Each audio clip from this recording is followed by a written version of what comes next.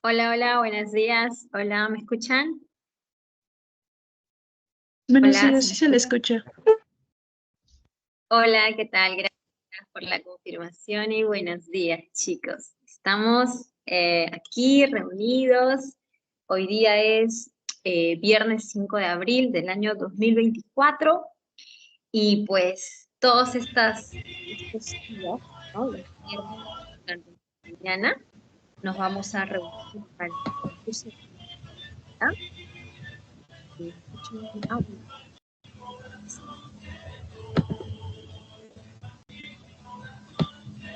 ¿Pueden apagar este audio,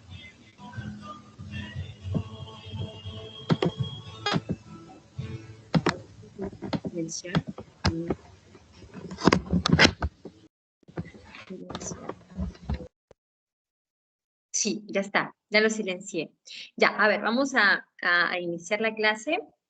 Antes, otra vez buenos días con todos. Quien habla es la profesora Pilar Lucio Ponce. Soy la profesora del curso de Historia. Como les decía, nos vamos a ver todos los viernes entre las 9:35 hasta las 11:25, me parece, ¿puede ser? Hay un receso también ahí que se va a dar, ¿no? Ahora que el tutor nos indique. Y dentro de lo que es el curso de historia, que van a ser 18 semanas, que comprende este ciclo, vamos a desarrollar tanto historia del Perú como historia universal. 9 semanas de historia del Perú y 9 semanas de historia universal para completar todo el temario que se ha propuesto. Y vamos a empezar hoy día con historia universal, con la semana número 1. Algunas veces utilizaremos de repente videos para proyectarlos de manera muy breve porque el tiempo que tenemos es bastante corto. Ustedes tienen el chat para que puedan hacer alguna pregunta o algún comentario.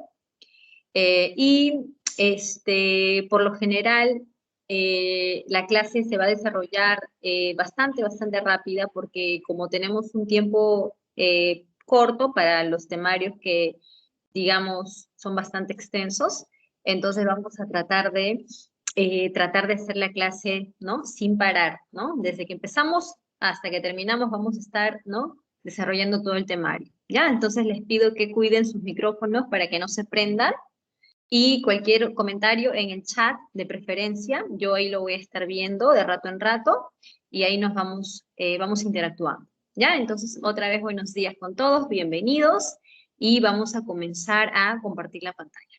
Prohibido dormirse, ¿ya? Prohibido dormirse, prohibido irse por ahí a dar la vuelta, quédense en la clase, aprovechen cada clase porque el tiempo pasa muy rápido, chicos. Un abrir y cerrar de ojos, vamos a estar ya en la semana 12, 15 y ya estaremos terminando el ciclo. Así que aprovechemos cada clase en que nos vamos a reunir.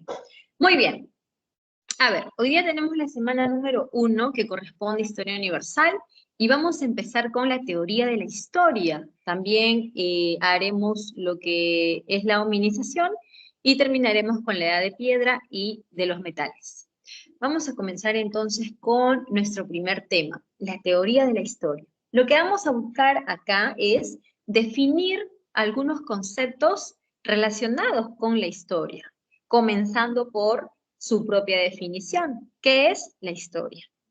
Yo estoy segura que todos tenemos un concepto de historia, porque desde el colegio nos han enseñado, ¿no? Que la historia es la narración de los grandes acontecimientos, que está relacionado con los grandes personajes que han participado en las guerras o los presidentes, reyes, entre otros, ¿verdad?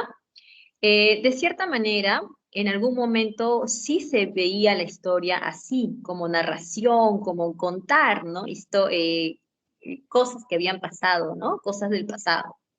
Pero hoy en día, y bueno, desde hace mucho tiempo ya en realidad, pero hay que ver la historia no como una narración, porque hablar de historia no es contar un cuento. Hablar de historia es hablar de una ciencia de tipo social. ¿Por qué la historia, profesora, es ciencia? No parece, profesora, no parece, ¿no? No es como la matemática, física, química. Mentira, porque la historia también es como ellas. ¿Sabes en qué? En que la historia también utiliza el método científico para poder llegar a su trabajo, que es la reconstrucción de los hechos del pasado.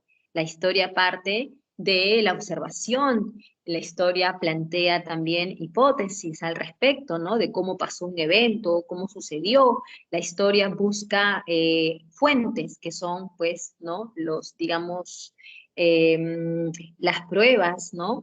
Con las cuales va a tratar de afirmar o negar lo que ha planteado como hipótesis.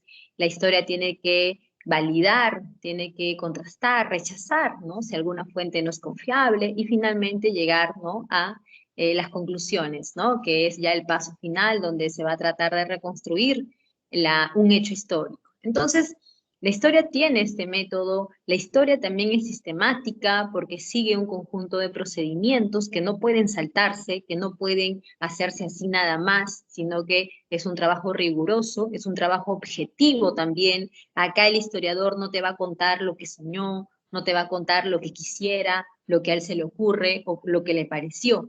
El trabajo del historiador es totalmente objetivo porque se basa en, digamos, fuentes escritas, materiales, orales, audiovisuales, con las cuales va a intentar reconstruir los hechos del pasado.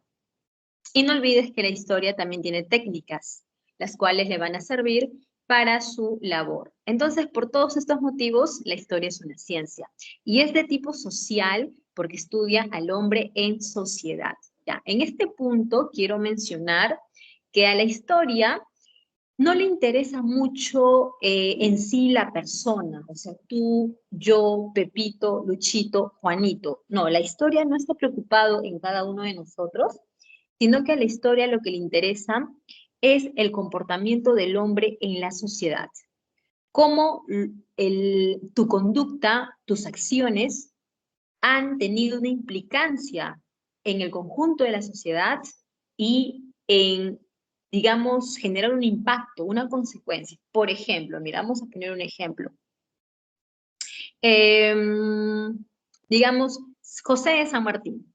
José de San Martín, tú sabes que él quería para el Perú una forma de gobierno monárquico constitucional, pero no encontró apoyo de la clase criolla, ¿no? La clase criolla tenía otras ambiciones, ¿no? Entonces, San Martín, al sentir esa, de repente, esa hostilidad, ¿no? Esta confrontación de ideas políticas, San Martín se retiró del Perú, ¿no? Se retiró del Perú y tras ello Bolívar fue invitado por el Congreso peruano y Bolívar llegó al Perú. Lo que se dice detrás de esto es que San Martín también se fue para poder dejar el camino libre a que venga Bolívar, porque Bolívar no vendría al Perú si es que San Martín continuaba acá, ¿te das cuenta? Entonces, vemos que esta acción de San Martín de retirarse ha traído una consecuencia, que Bolívar llegue a consolidar nuestra independencia. Entonces, a la historia no le interesa qué es lo que, cuál es la comida favorita de San Martín, o cuántas enamoradas tuvo, o San Martín cuál era su estatura. No, a lo que a la historia le interesa es cómo las acciones de este personaje trajeron, digamos, consecuencias en el devenir ¿no? de la historia y cómo sus acciones generaron un impacto en toda nuestra etapa de la independencia, ¿no? Que fue pues Bolívar pueda venir al Perú a terminar con la independencia. Entonces, así hay que ver a la historia, como la ciencia que se encarga de estudiar al hombre, pero en sociedad, su conducta en la sociedad. ¿Ok? También la historia toma en cuenta el tema del tiempo, ¿no? El devenir del tiempo y también el espacio. Eso lo vamos a ver ahorita. Pero antes, ¿cuál es el objeto que estudia la historia? La historia estudia los hechos históricos. ¿Ok? Jóvenes, día a día, minuto a minuto, pasan muchas cosas, muchos eventos, muchos hechos, muchos acontecimientos. Y no todos ellos son históricos. No todos son históricos. Por ejemplo, eh, la clase que estamos haciendo ahorita, ¿no? Tú y yo estamos interactuando en esta clase. Esto es un hecho, es algo que está ocurriendo, claro que sí, pero no es histórico. Tu cumpleaños, que se celebra mañana, donde te van a hacer una super fiesta muy linda, es un evento, sí, es tu cumpleaños, pero no es histórico. ¿Por qué no es histórico, profesora? Por dos motivos. Primero, porque, disculpando la expresión, esta clase o tu cumpleaños no es de interés. O sea, no le interesa a nadie más que a ti, a tu familia y nada más. En cambio, un hecho histórico interesa a la sociedad en su conjunto. Es de interés nacional, local o mundial. Además, un hecho histórico tiene un impacto en la sociedad. Cambia el rumbo de los acontecimientos. Tu cumpleaños no cambia el rumbo de nada, solamente que tú te haces más viejo. Esta clase tampoco cambia nada, solamente es un paso más bueno para que llegues a la universidad, pero no es que cambia nada. Entonces, un hecho histórico sí. Por ejemplo, la caída del muro de Berlín. Dime si la caída del muro de Berlín no tuvo una importancia para la sociedad. Por supuesto que sí, no solamente para los alemanes, fue importante para el mundo entero y tuvo una connotación, tuvo un impacto la caída del muro de Berlín. Por supuesto que sí, porque trajo consigo la reunificación de las dos Alemanias y fue un antecedente de lo que venía después, que fue la caída de la URSS. Entonces te das cuenta que no todos los hechos son históricos, tiene que ser algo que impacte y que sea de interés, ¿ok? Si vamos a analizar los hechos históricos, hay que analizarlos en su proceso y en el contexto. Cuando hablamos de proceso, y para eso vamos a poner un ejemplo, ¿ok? Estos días de clases que he tenido presenciales, por ahí me dijeron Renacimiento, otros me dijeron Primera Guerra Mundial y también Revolución Francesa. Nosotros vamos a poner otro ejemplo con ustedes, ¿ok? Por ejemplo, o no sé, ustedes sugiéranme otro ejemplo, a ver, así como la Guerra Mundial, la Revolución Francesa, ¿qué otro ejemplo de hecho histórico se les viene a la mente? Así muy rápido, así uno que ustedes digan, este La profesor Guerra me gusta. Fría. La Guerra Fría, perfecto, la Guerra Fría. La Guerra Fría, cuando tú lo estudies, primero tienes que empezar a buscar las causas. ¿Cuáles son las causas de la Guerra Fría? Y solamente vamos a mencionar una, porque no estamos todavía tratando el tema en sí, ¿ok? La causa de la Guerra Fría fue el final de la Segunda Guerra Mundial, que dejó como consecuencia el surgimiento de dos superpotencias, ¿no? La URSS y por otro lado Estados Unidos. Entonces ahí tenemos una primera causa del inicio de esta confrontación que duró varias décadas, ¿no? Porque la Guerra Fría es todo un proceso que se va a dar después de la Segunda Guerra Mundial. En cuanto al desarrollo de la Guerra Fría, pues hay muchas cosas que hablar, porque por ejemplo podríamos mencionar que la Guerra Fría tuvo tres etapas, ¿no? La etapa de inicio, donde se formaron los bloques, la etapa en donde se da pues la distensión, ¿no? Que fue la etapa en que tomó el poder Nikita Khrushchev y por otro lado Kennedy en Estados Unidos, y fue una etapa donde hubo un descongelamiento, o sea, una etapa de menos hostilidad, ¿no? Y la última etapa, que es la etapa final del rebrote, que termina con la caída de la URSS, ¿no? Es la etapa donde a partir del año 77 en adelante, las cosas otra vez se pusieron tensas. Entonces, todo eso es el desarrollo de la Guerra Fría, con muchas cosas que pasaron ahí, por ejemplo. Muchísimas cosas pasaron ahí, por supuesto. Y las consecuencias del final de la Guerra Fría, una de ellas, por ejemplo, es el mundo unipolar. ¿Qué es el mundo unipolar?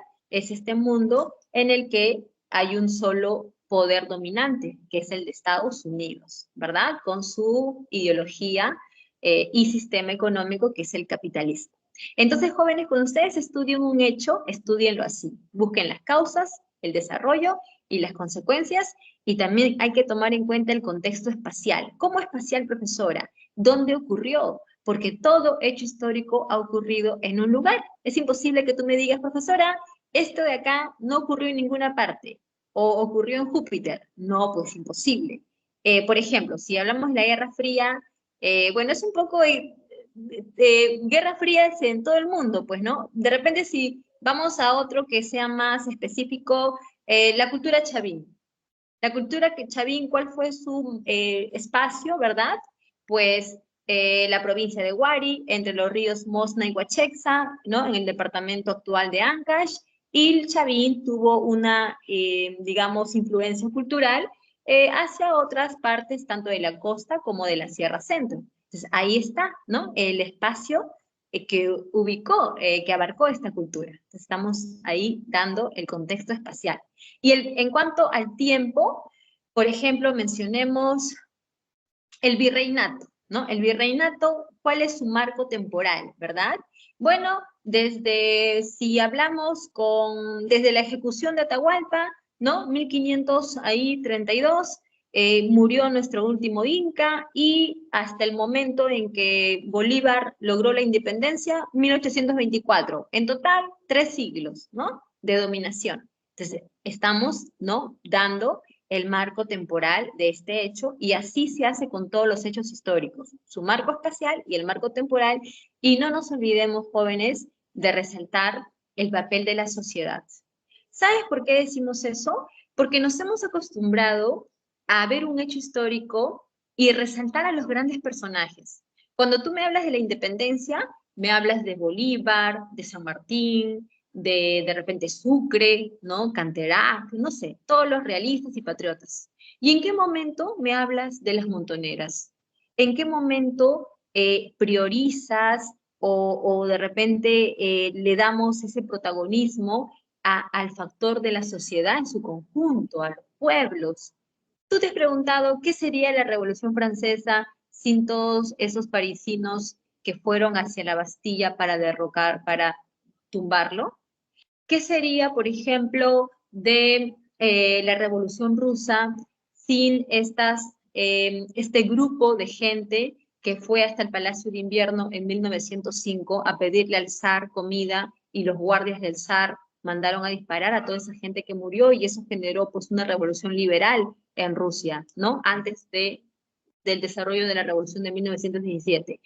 Entonces, nos estamos olvidando del factor de la sociedad, el protagonismo que tienen los hechos, y nos enfocamos más en los grandes personajes. Y eso también habría que equilibrarlo, ¿no? No se trata de dejar de mencionar, ¿no? A estos grandes personajes que con sus acciones, pues, ¿no? Cambiaron el rumbo de los hechos, pero también hay que tratar de buscar siempre este contexto social en el que ocurren los hechos. ¿Para qué sirve la historia? ¿Tú quieres conocer el pasado? ¿Sí o no? Claro, pero ¿para qué quieres conocer el pasado? Si lo pasado pisado, dicen, ¿verdad? Tú quieres conocer el pasado para entender el presente. De repente, a ver, este es un ejemplo así jalado, ¿ok? Sacado así. Tú quieres saber por qué tu novio es tan tóxico, ¿sí o no? Tan celoso. Entonces tú buscas en su pasado y encuentras que una novia le fue infiel. Entonces tú dices, mi novio es tóxico y celoso porque la chica lo engañó y ha generado una desconfianza en él. Entonces me explico, ahora sí entiendo, ¿no? Tiene sentido. Lo mismo pasa con la historia. ¿Por qué hoy en día, por ejemplo, tenemos un congreso de una sola cámara? Cuando en la historia del Perú, por lo general, lo que ha marcado la pauta es tener un parlamento con 2 cámaras. ¿Por qué hoy en día solo tenemos una cámara con 120, bueno, 130 ya, ¿no? Congresistas? Porque en la Constitución del año 1933, el señor Alberto Fujimori hizo este cambio, esta modificación. Entonces, ¿cómo es que tú explicas este presente? Conociendo el pasado. Si no conoces el pasado, no vas a poder entender lo que pasa ahora. No lo vas a entender, ¿ok? ¿Y para qué te sirve eso? Para tener un mejor futuro, pues. Si antes se han elegido presidentes tan desastrosos, por ejemplo, elegir a un Alan García 2 veces, eso es para patearte, ¿ok? No, mentira, mentira, retiro eso. Pero eso es. Entonces, tienes que conocer el pasado para poder mejorar el futuro, porque es lo que queremos todos, ¿verdad? Todos queremos mejorar el futuro. Acá no hay nadie que diga, no, profesora, yo quiero que acá en 5 años el mundo se destruya. No, pues nadie quiere eso, ¿ok? Todos queremos mejorarlo. Ahora, ¿dónde se origina la historia? Los estudios de la historia surgen en Grecia, pero tú sabes que Grecia tiene sus periodos, ¿no? Está la Grecia prehelénica, ¿no? Ahí donde está pues la cultura de lo que era Creta y luego la cultura micénica, ¿no? Y luego tenemos la Grecia ya helénica, que comienza pues con la etapa oscura, luego la arcaica, la clásica y la helenística. En la clásica, en esta etapa clásica, que es una de las más importantes porque ocurrieron los acontecimientos más importantes de la Grecia antigua, es ahí, ¿no? En el siglo V, cuando aparecen personajes así ilustres, ¿no? No solamente en la historia, ahí aparecen también en muchas otras áreas más, ¿no? Tanto de la literatura, matemáticas, filosofía, ¿no? E historia también. Tenemos a Heródoto, considerado como el padre de la historia, y también a Tucídides, ¿ok? Heródoto es importante porque él, a diferencia de otros, ¿no? Heródoto recoge las narraciones, recoge leyendas y mitos, y Heródoto lo escribe, y escribe una obra, ¿no? La obra sobre las guerras médicas, ¿verdad? Historia de las guerras médicas. Y en esa obra, Heródoto escribe con su puño y letra los sucesos. Esto pasó, la guerra fue así, cuántos años duró, quiénes ganaron. ¿Sabes cuál es el único detalle de Heródoto? Que él suele utilizar explicaciones fantasiosas y divinas para poder explicar los hechos. Por ejemplo, Heródoto te diría que la guerra lo ganaron los griegos porque los dioses estuvieron con ellos, porque los dioses los apoyaron. Y tú dices, bueno, sí, claro, ellos tenían sus dioses, ¿no? Del Olimpo, claro, pero tú sabes que una guerra no se gana porque los dioses te ayuden, nada que ver, ¿no? Pero entonces Heródoto utilizaba ese tipo de narraciones. En cambio, Tucídides, vamos a ver que Tucídides suele recurrir a narraciones, ¿no? Cuando habla de la guerra del Peloponeso, él utiliza argumentos que son objetivos, que no tienen que ver con los dioses. Él te va a decir que la guerra fue ganada porque el ejército fue más poderoso, porque sus barcos fueron superiores a las del enemigo, porque su estrategia fue más audaz, ¿no? Entonces, sus argumentos son así, diferentes a los argumentos de Heródoto que eran más ligados, ¿no? Al plano de los dioses, ¿ok? Ahora, hablar también de historia es hablar del tiempo, porque si tú me dices, tú me cuentas algún hecho, lo primero que yo te voy a preguntar, ¿y eso cuándo fue? Ah? Lo que tú me estás contando, pues, ¿no? De la guerra, ¿cuándo fue eso? Entonces, te estoy preguntando del tiempo, que es muy importante. En el mundo occidental solemos utilizar una percepción del tiempo en forma lineal, ¿ok? A ver, un ratito. Ya, sería mejor utilizar bueno, no sería mejor, sino que utilizamos una concepción del tiempo de tipo lineal. ¿Por qué? Porque vamos a ver que nosotros pensamos que todo tiene un inicio y tiene un final. Por ejemplo, tú me dices, profesora, yo nací en el año 2008. Ya, pues, ese año es tu inicio, porque antes tú no existías, ¿sí o no? Entonces, ese año es tu inicio. ¿Y cuándo será el final? El día que mueras, ¿no? Que acá será pues en 90 años, me imagino, ¿no? Entonces, tú vas a ver el tiempo como algo en donde hay un inicio y hay un final. Y entre ese inicio y ese final pasan muchas cosas. Vas a la escuela, tus 15 años, entras a la universidad, te casas, te divorcias, viajas, etcétera, etcétera. Entonces, así vemos el tiempo nosotros, como una secuencia de eventos que ocurren uno detrás del otro, o uno después del otro. A eso se le llama diacronía, ¿ok? La diacronía es la secuencia de eventos que van uno después del otro. Y un detalle, que tú también lo vas a corroborar conmigo, en el tiempo lineal las cosas nunca regresan atrás, las cosas nunca vuelven al pasado, y es algo que nosotros tenemos muy grabado en la cabeza, porque ¿acaso tú dices, profesora, yo puedo regresar a ayer, yo puedo volver al año pasado? No, a menos que tengas una máquina del tiempo, ¿sí o no? Entonces, en el tiempo lineal no se puede volver atrás, todo va siempre hacia adelante. Y la diacronía es la, ¿no? Secuencia de eventos que ocurren. Ahora, también hay otro concepto que es la sincronía. Y la sincronía tiene que ver con la, digamos, cuando dos eventos, cuando dos hechos coinciden en el mismo tiempo, pero en diferente lugar. Por ejemplo, mientras en Europa se estaba dando, a ver, ¿qué cosa? El, a ver, los primeros años del siglo XX, ya, la Primera Guerra Mundial. Se estaba dando la Primera Guerra Mundial, 1914 a 1919. Acá en el Perú, nosotros estábamos bajo el gobierno el segundo gobierno de José Pardo y Barreda. Entonces, vemos que son dos eventos que están ocurriendo en el mismo tiempo, pero en diferentes lugares. Entonces, eso es la sincronía, ¿ok?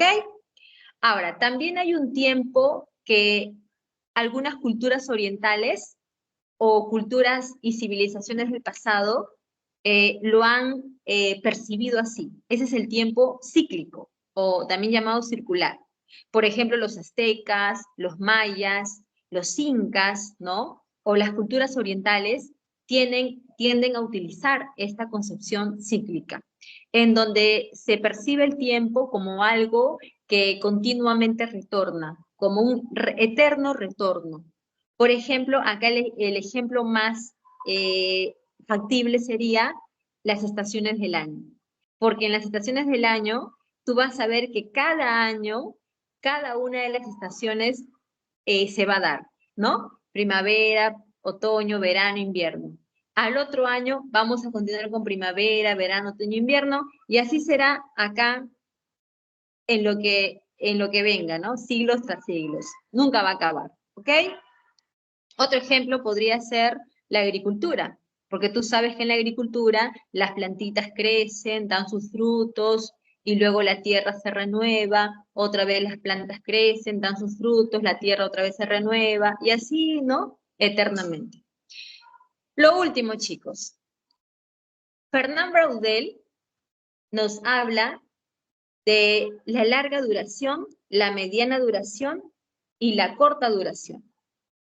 La corta duración es lo que se conoce como acontecimiento. La mediana duración es lo que se conoce como coyuntura. Y la larga duración es lo que se conoce como la estructura. A ver, vamos a poner un ejemplo de cada uno. Vamos a comenzar con la estructura o larga duración. Chicos, me vuelvo loca porque me salen 1000 anuncios y no sé cómo eliminarlos. Voy a tener que buscar un experto en estas cosas, ¿no? Que me ayude a eliminar los 100.000 anuncios que me salen cada minuto, 3 minutos. Estoy loca. Bueno, hay algo que los historiadores dicen acerca de nosotros como nación, ¿ok? A ver, ¿alguien levantó la mano? ¿Sí? ¿Escucho? No era Sí. para decirle sobre cómo quitar los anuncios, pero después. Ya, excelente, ya, muchas gracias. Excelentísimo. Ya, entonces les decía que los historiadores dicen que nosotros aún todavía no hemos logrado forjar una verdadera nación. O sea, estamos en eso. Es un reto que lo hemos asumido desde que nos independizamos, por allá por 1824. Pero hasta el día de hoy no. Los motivos serían amplios de debatir, ¿no? La etapa colonial nos ha dejado sus secuelas, en la población peruana hay mucha división por un tema racial, por un tema de temas históricos, ¿no? Que han venido, ¿no? Que venimos jalando. Entonces, eso ya es otro tema, pero esa es la crítica, ¿no? Que nosotros no hemos podido forjar un verdadero concepto de nación y eso lo venimos llevando ya 2 siglos. Entonces, para los historiadores, este sería un ejemplo de larga duración. Son 200 años en que estamos en este proyecto, ¿ok? Ahora, coyuntura. Vamos a utilizar este mismo tema. La independencia. ¿verdad? Que fue lo anterior a lograr nuestra libertad. La independencia es un conjunto de eventos. La independencia, tú no me digas, profesora, la proclamación 28 de julio 1821. No. ¿Sí? ¿Escucho? Miss, ¿puede repetir otra vez un ejemplo de acontecimiento? No, el ejemplo que he dado es de estructura, no de acontecimiento, pero sí, ahorita lo voy a repetir otra vez. A ver. O si no, lo hacemos al revés. Comencemos por el acontecimiento. El acontecimiento es lo que Braudel considera como algo de corta duración. Podemos mencionar cualquier hecho que haya ocurrido en un momento específico, como por ejemplo la caída de la bolsa de valores, aquel martes, ¿no?, negro de octubre de 1929, o la conferencia de Miraflores, en donde se reunió el representante de San Martín con el representante del virrey, o podemos mencionar aquel noviembre de 1989 en que cayó el muro de Berlín. O sea, ese es el acontecimiento. Es un hecho en específico que ocurrió en un momento que pues es un mes, un día, no un evento. En cambio, la coyuntura es un marco temporal más amplio, en donde conjugan varios eventos que en conjunto explican algo. Por ejemplo, la independencia. En la independencia tú vas a ver que comienza con la invasión de Napoleón en España. Luego genera una crisis en el Imperio Español. Acá en el Perú los criollos van a impulsar las juntas de gobierno. Esas son derrotadas por Abascal. Luego en el sur del Perú se dan las conspiraciones criollas, también son un fracaso. Los argentinos llaman a San Martín y lo contratan para el proyecto de la independencia del Perú, y finalmente Bolívar, invitado por el Congreso, llega al Perú.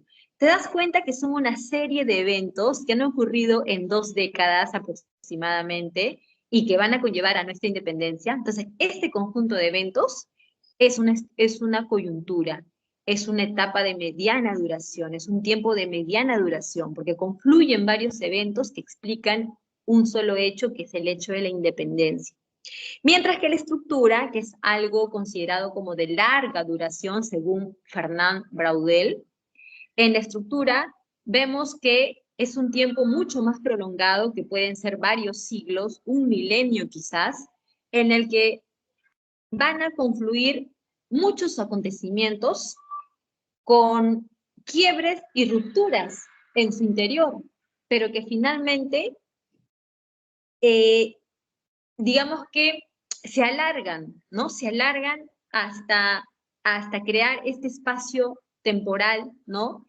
Considerado como una estructura. A ver, por ejemplo, mira, desde que nosotros nos independizamos en 1824 hasta el día de hoy, según los historiadores, nosotros estamos tratando de construir nuestra nación, la nación peruana, pero no lo hemos logrado por situaciones que vienen como trabas coloniales, no lo hemos logrado.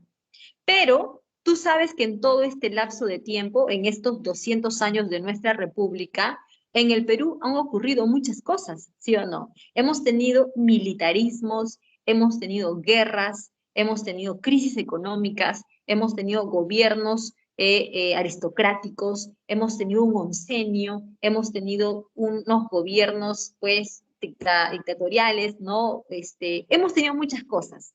Y cada uno de esos eventos críticos, como guerras, crisis económicas, son etapas de quiebre, son etapas de crisis, en el que este marco temporal pudo haberse roto, dando lugar a algo diferente. Pero no fue así, porque a pesar de todos los problemas que hemos tenido en estos 200 años, nosotros seguimos siendo una república. Por eso es que se considera a este tiempo una estructura. Imagínate tú que por la guerra con Chile nos hayan, los chilenos, imagínate, ¿no? Un supuesto fantasioso, nos hayan invadido totalmente y nos hayan absorbido y nos hubiésemos, ¿no?, integrado a su territorio formando uno solo. ¿Qué hubiese pasado ahí? Hubiese desaparecido el Perú. Por lo tanto, diríamos que ese evento de la guerra habría roto el espacio temporal, haciendo de que culmine una etapa y comience otra nueva. En cambio, no pasó eso. Y sabemos que, a pesar de las crisis que hemos vivido, con altos y bajos, nuestra república se ha alargado, ha logrado sobrevivir y ha logrado convertirse en una estructura. O sea que es algo temporalmente largo, que ha perdurado y que se considera como de larga duración, hablando temporalmente. Chicos, esto es un poquito complejo. Yo espero que hayan tratado de agarrarlo de alguna manera, ¿ok?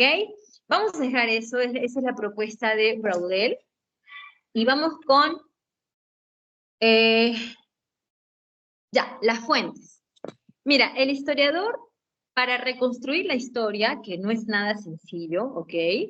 El historiador tiene fuentes. Las fuentes son sus herramientas de trabajo, porque con ellas va a tratar de reconstruir los hechos del pasado. Hay dos maneras de clasificarlas. Puedes clasificar las fuentes según el tipo de información que te brindan, o las puedes clasificar según su, temporalidad, ¿ya? Según la temporalidad, las vamos a clasificar en directas o indirectas, o también llamadas primarias y secundarias. Las primarias son aquellas fuentes en las que, digamos, los vestigios o las pruebas o fuentes que vamos a recolectar ocurrieron en el mismo momento en que ocurrió el hecho. Y también estas fuentes fueron hechas por personas o testigos de ese evento. A ver, por ejemplo, mira, si tú me mencionas el Tratado de Versalles, que se firmó al finalizar la Primera Guerra Mundial, ese Tratado de Versalles, ese documento, es una fuente primaria. ¿Por qué? Porque fue hecho en el mismo momento en que terminó la Primera Guerra Mundial, pues. ¿O acaso crees que ese documento lo han firmado hace 3 años y medio? No, no, pues lo han firmado en el momento en que ocurrió o terminó la Primera Guerra Mundial. Otro ejemplo, supongamos que tú te fuiste a Estados Unidos, te fuiste a Nueva York hace 50 años atrás y te tomaste fotos con las Torres Gemelas, ¿no? Unas fotos increíbles y atrás de fondo se veían las Torres Gemelas. Esa foto que tú vas a presentar es una fuente primaria. ¿Por qué? Porque la tomaste cuando las Torres Gemelas todavía estaban en pie, todavía no eran atacadas y destruidas. Por ejemplo, tú estuviste en Alemania en el año 1989 cuando cayó el muro de Berlín. Tu narración, tu testimonio sería considerado como una fuente primaria. ¿Por qué? Porque tú fuiste testigo del evento. A ti nadie te lo contó, tú estuviste ahí. Otro ejemplo, Napoleón invadió España con sus tropas, ¿verdad? Napoleón sería una fuente primaria, su acción es una fuente primaria. ¿Por qué? Porque fue hecha por él mismo, pues. ¿Ok? Entonces, esa es la característica de las fuentes primarias o directas. Chicos, una consulta. ¿A qué hora es el break? ¿Alguien me puede decir? Porque me acabo de acordar de eso. ¿O no hay break? A ver, díganme ustedes. Yo los Me escucho. parece que no hay break.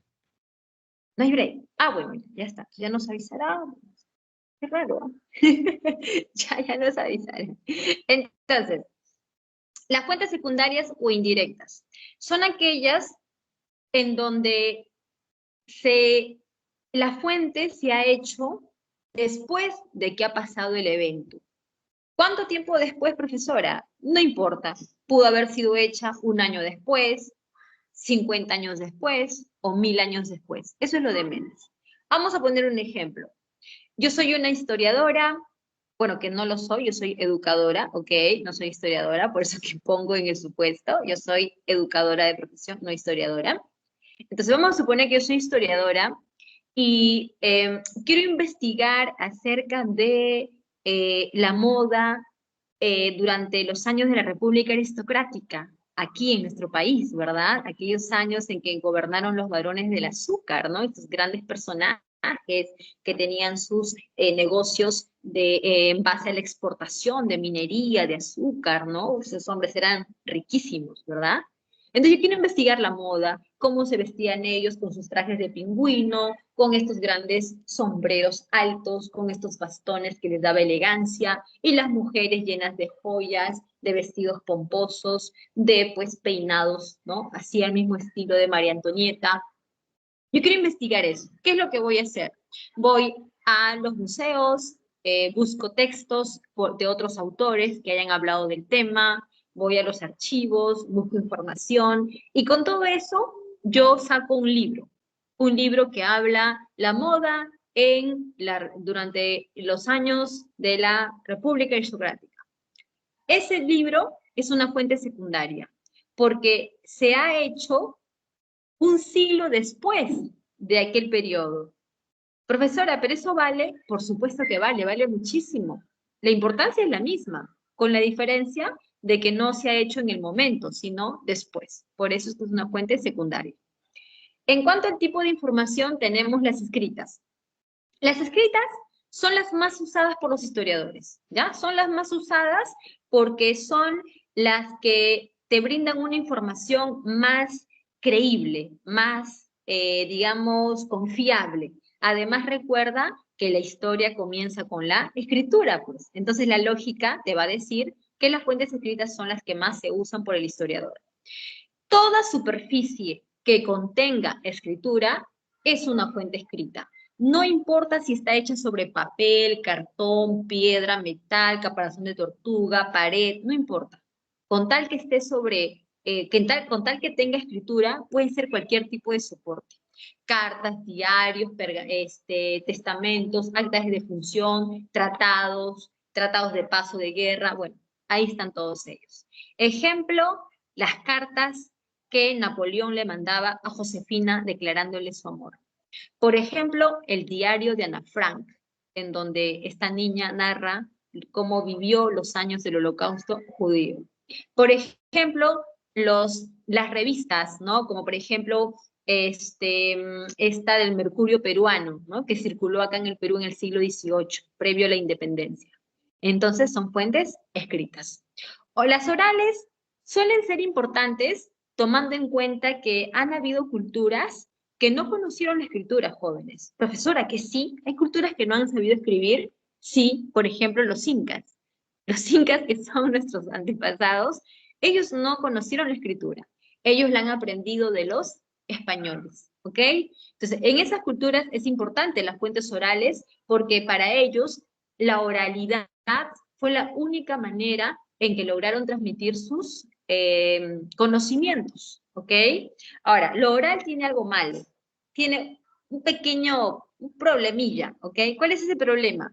Que son las menos confiables, porque al momento de que pasan, voy a poner la cámara por acá, al momento en que pasan de una boca a otra, a veces la información puede modificarse.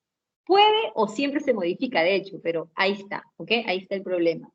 Aquí tenemos las canciones, refranes, mitos, leyendas, cuentos, ¿ok? Por ejemplo, la leyenda de Rómulo y Remo. Es una leyenda que los romanos, los patricios, crearon para poder justificar su origen noble, para poder justificar su poder. La leyenda de Manco Cápac y Mama Oglio, otra leyenda que solamente trata de explicar el origen divino de los incas, ¿ok? Así que ahí tenemos ejemplos que son importantes para el historiador.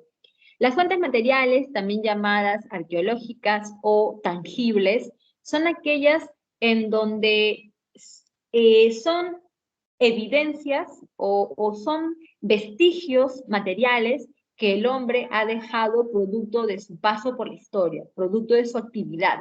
Por ejemplo, herramientas líticas, tejidos, ceramios, entierros, castillos, etcétera, etcétera. ¿Ok? Entonces, ahí tenemos todo ello que al historiador le proporciona importante información. Por ejemplo, la cerámica de los Nazca, que es una cerámica en donde se usan muchos colores, ¿no? Muchos matices de colores, menos el verde y menos el azul por respeto al mar, pero muchos colores. Entonces, ese tipo de fuente al historiador le sirve, ¿no? Para estudiar cómo fue, pues, el desarrollo de la cultura nazca.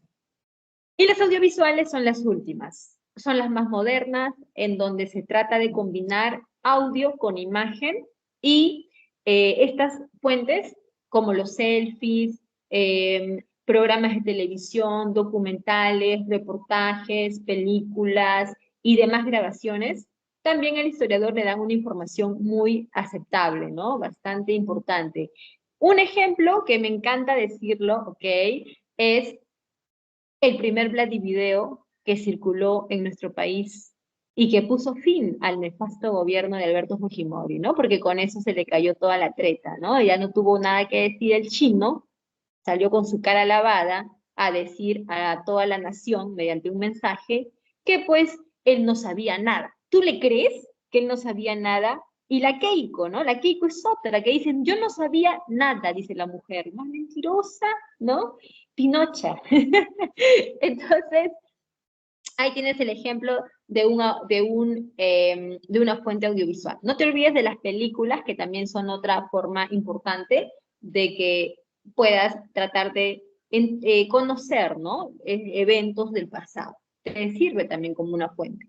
Y por último, chicos, antes ya vamos de pasar con la hominización, bueno, no es por último en sí, pero vamos acercándonos ya a la segunda parte, están las ciencias y las disciplinas.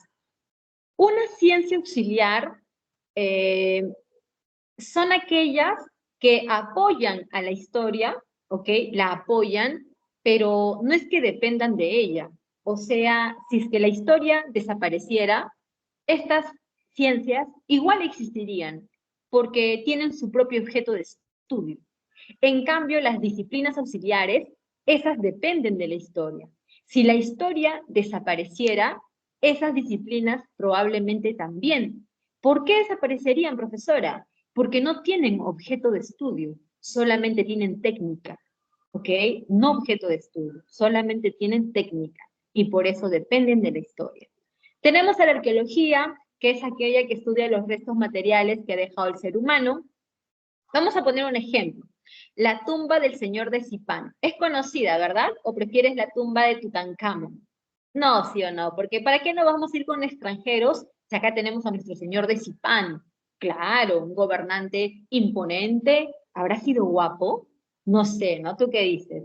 Pero era joven, ¿ah? Bueno, para mí joven, ¿no? Tenía alrededor de 30 años. Más no, para mí estaba súper joven. Y fue un gobernante, pues, un semidios, ¿ok? Un semidios. Y profesora, ¿usted por qué dice tantas cosas así importantes de ese señor de Zipán? Porque mira su ajuar funerario, mira su tumba, para que tú corrobores lo que digo. Estaba ataviado con toda su indumentaria, la corona de oro, sus pectorales, sus brazaletes, orejeras, protectores coxales, anillos, tenía a sus mujeres al costado, ese hombre se creía un papacito, ¿no? Tenía a sus mujeres al costado, su mascota, el perro, luego al otro lado la llama, sus guardias, vasijas alrededor con semillas, ¿no? Lo máximo. Profesora, ¿y de qué manera esto le sirve al historiador? Agarra este ejemplo, ¿ok? Tú ves al señor de Zipán adornado con muchas cosas de oro y de plata, ¿y qué es lo que tú vas a deducir? Tú vas a decir, ah, mira, este collar es de oro, estos brazaletes están incrustados con piedras preciosas. Ya, anota, anota. Los mochicas conocieron el oro y la plata. Y además por la calidad de sus, ¿no? Joyas, ¿no? Y adornos, anota, fueron grandes orfebres. Mira la información tan valiosa que estás sacando tan solo con observar. ¿Qué más? Mira el collar que tiene forma de manís. Anota, anota, los mochicas cultivaron el maní. A ver, su cerámica, oye, mira, todas las cerámicas están pintadas de la misma manera. Ya, anota. La cerámica mochica fue bícroma, color ocre y crema. Te das cuenta observando la tumba, gracias a la arqueología, que es la que te la va a proporcionar, el historiador está sabiendo, conociendo muchas cosas de esta cultura norteña tan importante, ¿ok? El antropólogo es el que te estudia a ti y a mí, ¿ok? Porque tú y yo somos seres físicos y culturales. ¿Por qué somos seres físicos, profesora? Porque mírate en el espejo, ¿ok? Mira nada más lo que te manejas, ¿ok? Una anatomía, tienes todo un aparato biológico que te sostiene. Tienes tus extremidades superiores, inferiores, el tronco, la cabeza. Así que eso que tú ves frente al espejo no siempre ha sido así. ¿Por qué, profesora? ¿He pasado por el quirófano? No me refiero que te has transformado así, no. Yo me refiero que hace miles de años, cientos de miles de años, nuestros antepasados, ¿no? Como el Homo erectus, el Neandertal, ¿acaso eran exactamente como nosotros físicamente? No, porque tú sabes que hemos pasado por un proceso evolutivo de adaptación psíquica, biológica, porque hemos cambiado nuestra forma física y también social, claro. Entonces, hemos ido evolucionando, cambiando, y la antropología también estudia eso, también se encarga de eso, ¿ok? De analizarnos como seres físicos, pero también culturales. ¿El hombre es un ser cultural? Sí. ¿Por qué, profesora? Porque crea cultura. Profesora, ¿y qué es la cultura? La cultura son los grandes cuadros artísticos de los pintores más famosos. La cultura es crear notas musicales como Beethoven. No, jóvenes, la cultura simplemente es todo aquello que el hombre crea. El hombre ha creado estos lentes. Mira, yo soy 1,5 de medida, ¿ok? Yo normalmente tengo que estar con lentes, pero siento que se me ve más fea en la cámara, por eso me los saco, ¿ok? No, mentira, sino que son para ver de lejos. Y para ver así de cerca no los necesito, más bien me estorban, ¿ok? Entonces, ay, me han hecho reír con sus corazones. Entonces, vemos que el hombre crea cosas. Y todo lo que el hombre crea es cultura, jóvenes. ¿Sabes por qué es cultura? Porque el hombre crea algo que le sirve. Eso que el hombre crea es útil para él. Nuestras sillas, la cama donde duermes, la taza donde tomas tu café, todo es cultura, porque son creaciones del hombre. Entonces, el hombre es un ser cultural.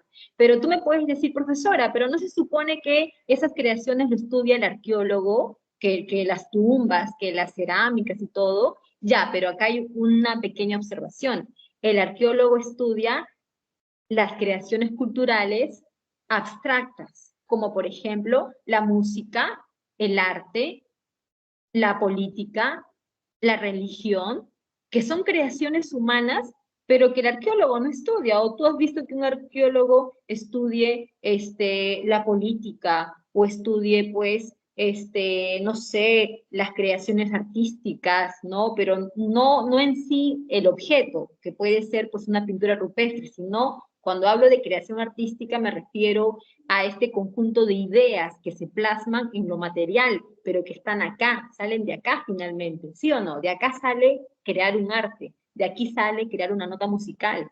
Entonces, eso el arqueólogo no lo estudia. Esas creaciones abstractas lo estudia el antropólogo, ¿ok? Porque nos considera seres físicos, pero también culturales. El sociólogo es aquel que estudia la sociedad en su conjunto, cómo está organizada la sociedad, cuál es su estructura, cuáles son los grupos que la conforman, estos grupos cómo interactúan entre ellos, qué los caracteriza, qué dinamismo hay. Por ejemplo, mira, vamos a poner 2 ejemplos. Cuando en el año 90, y me la sigo agarrando con Fujimori, me la sigo agarrando, ¿ok? En el año 90, cuando el señor Fujimori aplicó el shock económico, al siguiente día de la aplicación del shock, tú no sabes lo que era Lima, un escándalo, jóvenes. Desde la madrugada, muchas familias, mujeres, ¿no? Amas de casa, los papás, ¿no? Mamás, y pues fueron a los mercados y todo estaba cerrado. Nadie quería vender nada. Profesora, ¿por qué? ¿Por qué no querían vender? Porque no sabían qué precio ponerle a los productos. Porque un vendedor le decía al otro, oye, ¿y tú? ¿A cuánto vas a vender el azúcar el kilo, ah?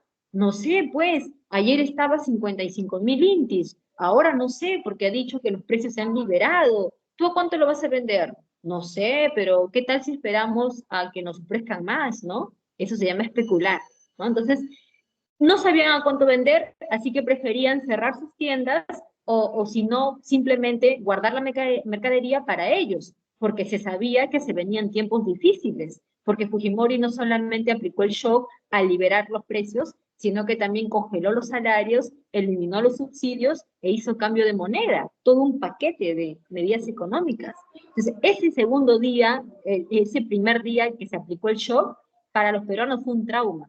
La gente no tuvo que comer, la gente se abalanzó sobre los puestos, negocios, hasta un muerto hubo aquel día, mucha gente que perdió sus ahorros, porque hay gente que había ahorrado en el banco su dinerito y con el cambio de moneda lo perdió todo. Ese trauma que dejó el shock, ¿sabes quién lo estudia? El sociólogo. Porque el sociólogo estudia la sociedad, cómo la sociedad se comporta, cómo la sociedad actúa frente a diferentes cosas. Ahora que pasó la pandemia, hace un par de años, la gente quedó traumada porque han muerto seres queridos, porque hemos, gente que ha perdido negocios, ha perdido dinero, ¿no? Se ha ido, pues, se ha empobrecido. Entonces, ese trauma también el sociólogo lo estudia en su conjunto. Y hasta el enamoramiento, jóvenes. Esta chica, ¿por qué se ha enamorado de este chico? ¿Qué le ha visto? Sí, míralo, ni se baña. El sociólogo. El sociólogo te va a dar la respuesta de cómo funciona la sociedad con estos gustos y preferencias y estos enamoramientos. Y la geografía es la que estudia la interrelación del hombre con su medio ambiente. ¿Ustedes han escuchado de la cultura tiahuanaco? Obvio, ¿verdad? Obvio que sí. Los Tiahuanaco no es que sean los creadores, porque en sí no es que lo crearon, pero seguro que sí sabes que ellos van a practicar un sistema tecnológico llamado control vertical de pisos ecológicos. Y a ellos se les atribuye este sistema no por haberlo creado, sino porque ellos son los que lo van a usar y lo van a desarrollar, ¿no? Por toda, pues, esta región de la Sierra de los Andes. Entonces, ¿tú te has preguntado por qué los Tiahuanaco recurrieron a este sistema, ¿no? Llevando sus poblaciones a colonizar territorios que estaban en diferente altura de donde ellos se ubicaban. Porque, profesora, ¿dónde se ubicaban ellos? A 4.800 metros sobre el nivel del mar, en la famosa meseta del Collao. A esa altura, el clima es muy particular, porque vas a encontrar que hay periodos en que la temperatura baja, generándose las famosas heladas, ¿no? Que son la disminución de la temperatura haciendo que el agua se escarche, que el agua se congele. Y si eso ocurre, malogra los campos de cultivo, porque los quemaría, ¿no? El hielo quema. Entonces los campos de cultivo se quemarían y ese era el problema que tenían los tiahuanacos. Ellos no podían cultivar por el tema de la temperatura y eso era producto de la altura en la que se encontraban. Por eso es que ellos también recurrieron a los famosos camellones, que era una forma de cultivar, pero los camellones solo se podía hacer en pequeños espacios, no se podía hacer en grandes espacios. Por eso que los tiahuanacos recurrieron a este control vertical de pisos ecológicos. Entonces acá hay algo que se corrobora, jóvenes, que el medio ambiente tiene esta interrelación con el hombre y esto de acá explica, como los tiahuanaco, por qué ellos tuvieron que desarrollar un sistema que les permita obtener alimentos. Así que este es el aporte de la geografía hacia la historia, ¿ok? Y bueno, chicos, nos han puesto por acá la economía, que estudia la organización de los recursos escasos para satisfacer necesidades. Los recursos son escasos. Eso ya está, se sabe desde hace mucho tiempo. Por eso que esta ciencia trata de estudiar la forma cómo estos recursos pueden de alguna manera lograr satisfacer las necesidades que hay en una población. Y dentro de la economía, pues hay muchos índices, digamos que hay varios factores que se van a analizar, ¿no? Para poder explicar el desarrollo de una nación, de un pueblo. Por ejemplo, si tú dices, profesora, en el Perú, nuestro PBI es tanto, ¿no? Este es nuestro PBI, así, chiquito. Y el PBI de Estados Unidos es así, profesora, ¿no? Es grandote.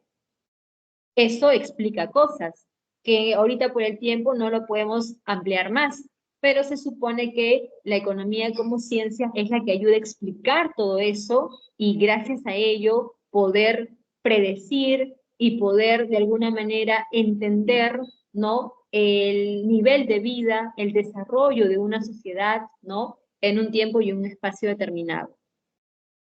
Y las disciplinas que las pasamos con un pincelazo, la diplomática es la que estudia los documentos oficiales, como por ejemplo tratados de paz, por ejemplo testamentos, por ejemplo actas de nacimiento, ¿no?, entre otros, ¿ok?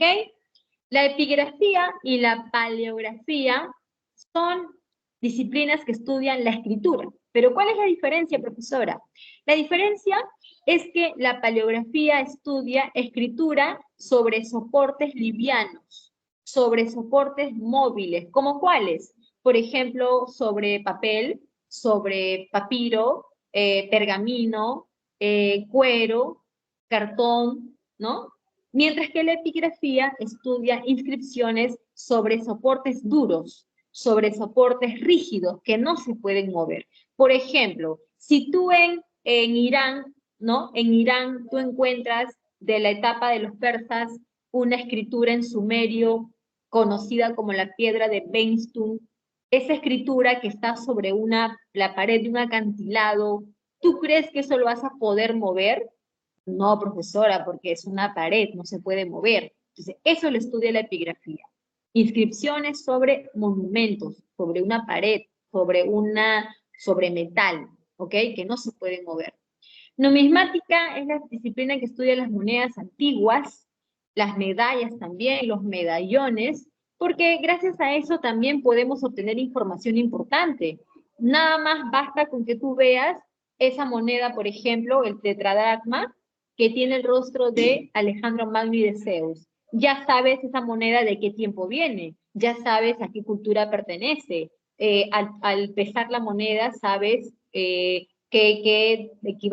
cuánto de porcentaje de plata, de oro o de qué metal estaba hecho. Entonces, te da información muy importante para poder entender los hechos del pasado. La heráldica estudia los escudos y los blasones. Los blasones son los símbolos que tú encuentras en los escudos. Si tú, por ejemplo, ves el escudo del Perú, vas a encontrar que tenemos unos símbolos: la cornucopia, el árbol de la quina y la vicuña. Y cada uno de ellos tiene una digamos, explicación, tiene digamos, un significado, ¿verdad? Entonces, esta es la ciencia que se encarga de estudiar eso, de esos significados que también dan información importante para conocer los estados y a partir de ello, pues, ¿no?, su aspecto político. Y la genealogía estudia los linajes y los abolengos. Esto de acá, jóvenes, la genealogía es una disciplina que va a ser usada por aquellas dinastías de familias que para poder conservar sus derechos y privilegios y poder explicar, ¿no?, esa, digamos, pureza que había al interior, ¿no?, de su dinastía, de su familia, ellos van a tener que justificarlo, ¿no?, con este árbol, ¿no?, genealógico, donde ellos narran a sus antepasados, quiénes eran, de dónde venían, y cómo eso, pues, ellos lo han heredado, y por eso ellos deben mantener ciertos privilegios. Por ejemplo, a ver, la nobleza. La nobleza en Europa, tú sabes que era algo que se heredaba.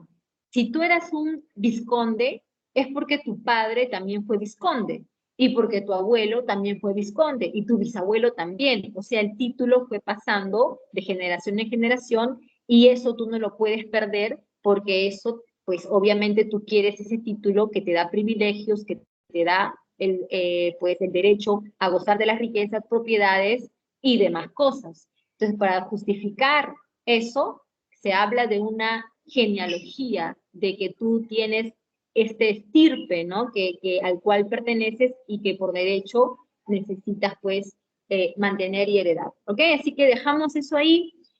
Y ahora sí vamos entrando a la hominización, pero antes, pequeñito nada más, la periodificación de la historia. ¿Ok?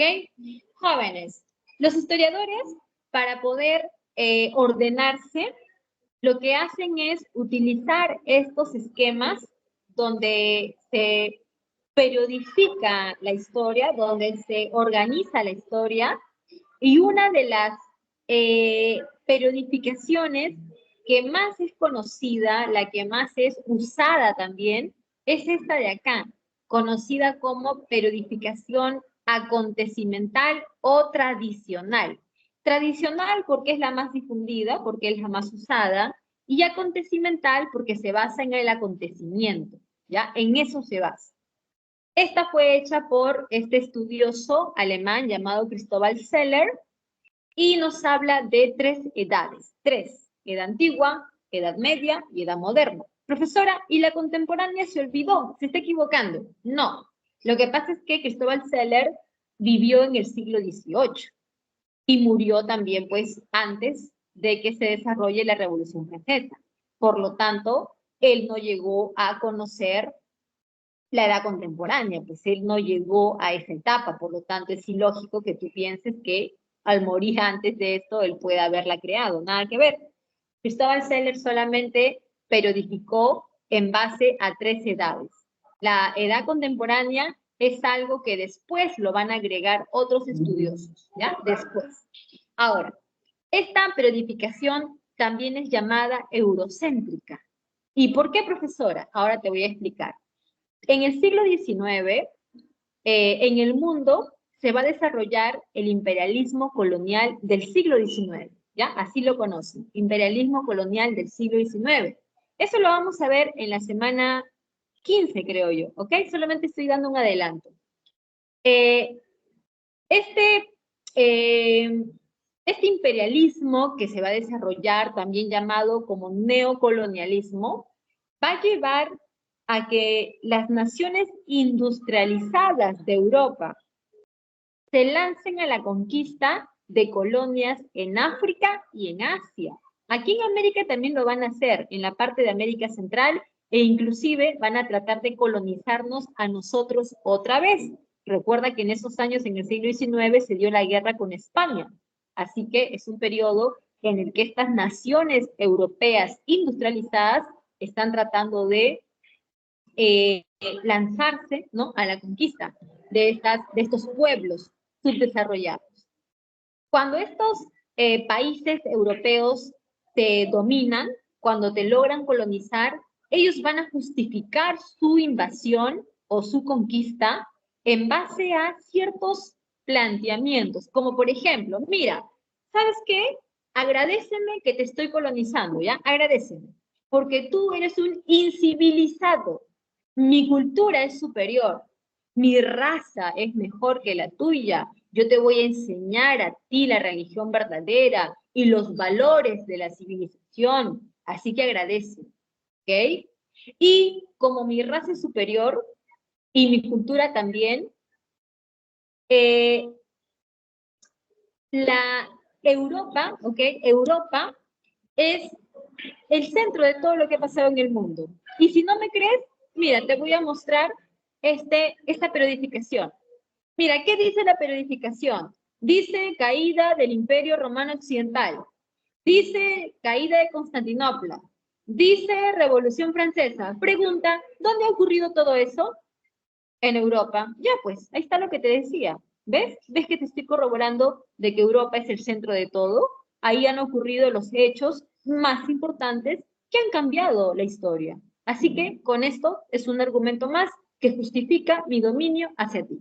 Así que jóvenes, en el siglo XIX, estas naciones europeas van a difundir este esquema de periodificación para utilizarlo como una justificación más a su expansión colonialista, ¿ok? Y es ahí donde este esquema se difundió.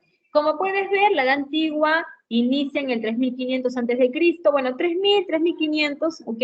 Con la invención de la escritura. La edad antigua termina en el año 476 con la caída de Roma occidental. Y esta misma fecha da inicio a la Edad Media. La Edad Media va a terminar con la toma de Constantinopla en 1453, y esta misma fecha marca el inicio de la Edad Moderna. La Edad Moderna termina en 1789 y esta fecha da inicio a la Edad Contemporánea. Y la Edad Contemporánea termina, ¿cuándo termina? Todavía no termina, ¿ok? Todavía no termina. Así que nosotros pasamos a otra cosa mariposa. Nosotros pasamos a la hominización, tu tema, ¿ya? Tu tema porque vamos a hablar de ti y cómo tú has evolucionado hasta ser ese hombre tan guapo que eres, ¿ok? A ver, hominización, como su mismo nombre lo dice, viene de humano, ¿no?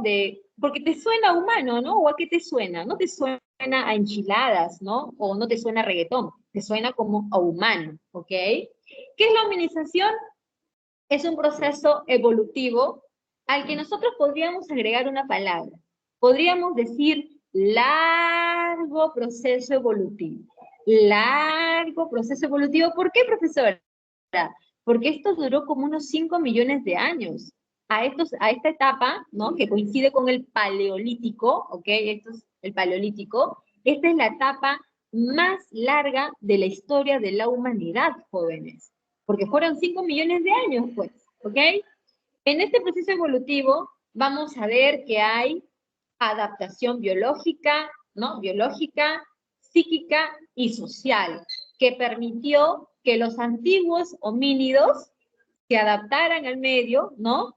Y esto va a dar origen al surgimiento del hombre moderno. Profesora, ¿quién es el hombre moderno? Los sapiens, ¿ya? Nosotros. Ahora, vamos con los factores de la evolución. Para estos factores, nosotros vamos a,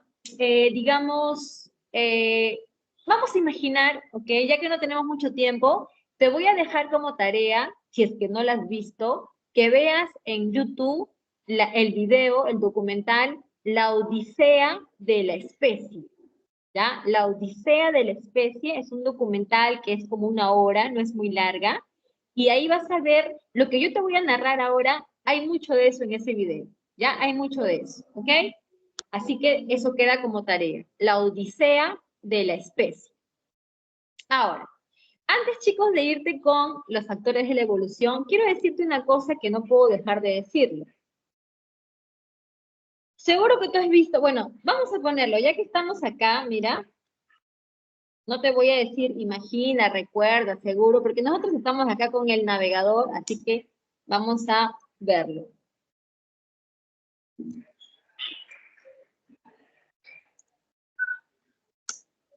De los 50.000 anuncios que me salen. Ya, mira.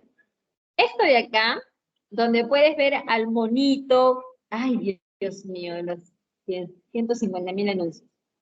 Donde ves al mono y luego del mono hay otro homínido, bueno, primate, ¿no? Que está delante de él de más estatura, más erguido, y hasta que el último es el humano moderno, ¿verdad?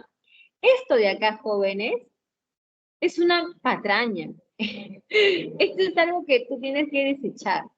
Esto no es así, pues. No es así. Es una burla, ¿ok? Nosotros no somos como un Pokémon que evolucionamos de Pikachu a Raichu o de Charmander a Charmeleon y luego a Charizard. No, nosotros no somos así, porque la evolución no ha sido lineal.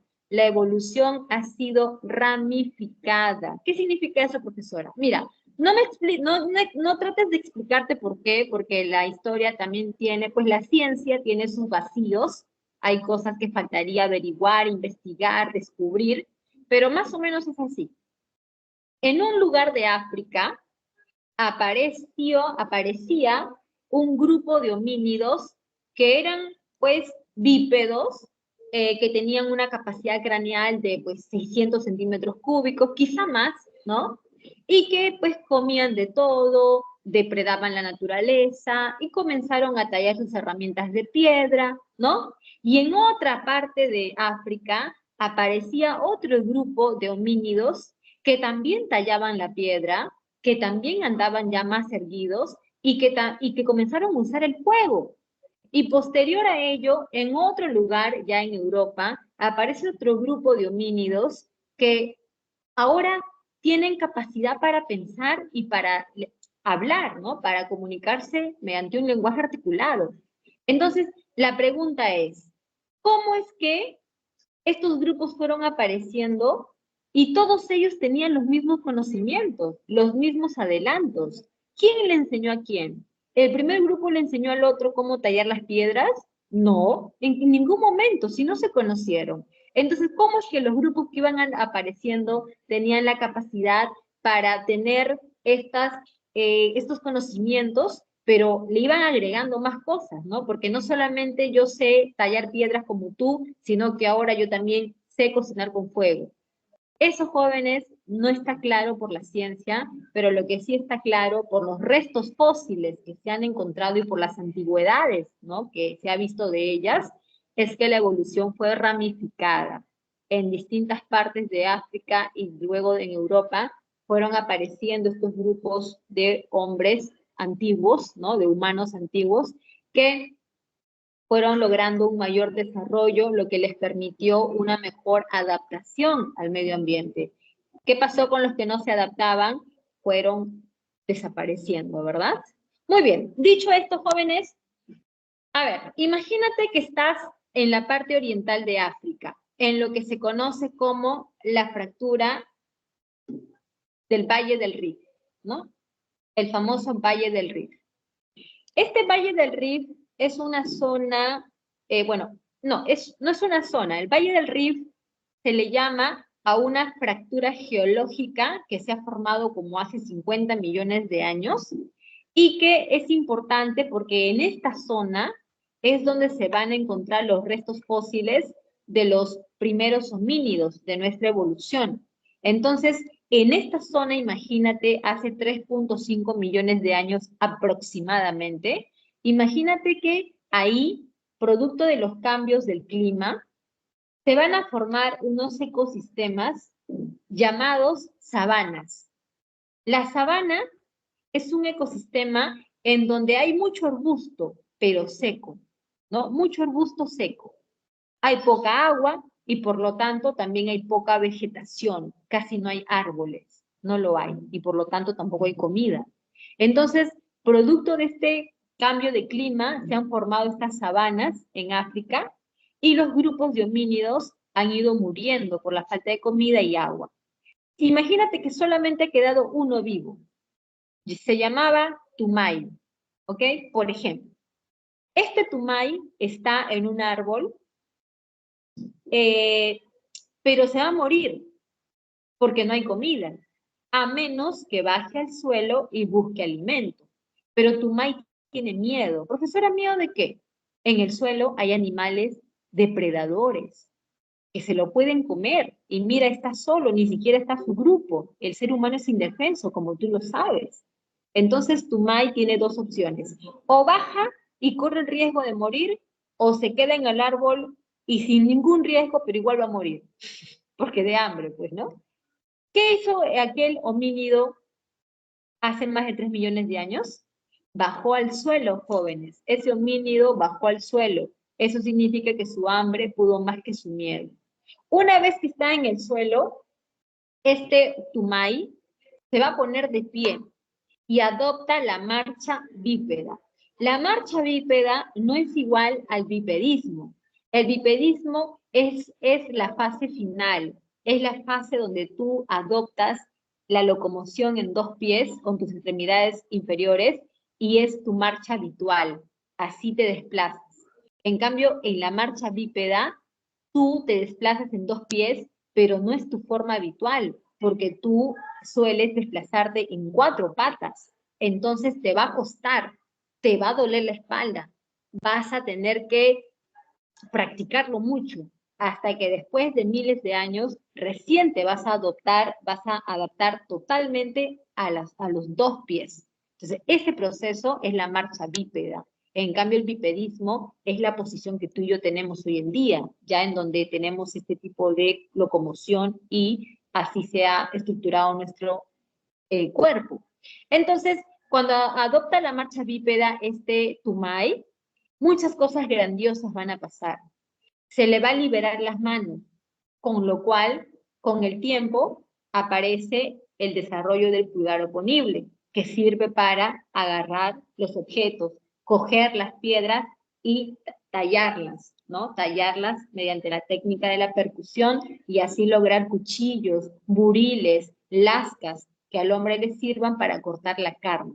Entonces, tiene la liberación de las manos que permite el pulgar oponible, tiene ya una posición erguida, no tanto, pero sí erguida, en donde la cabeza se va a poner en posición vertical con el cuerpo, y esto con el tiempo va a permitir que la sangre del corazón se bombee más rápida y fluidamente hacia el cerebro, llevando el oxígeno, ¿no? Porque tú sabes que la sangre transporta el oxígeno al cuerpo.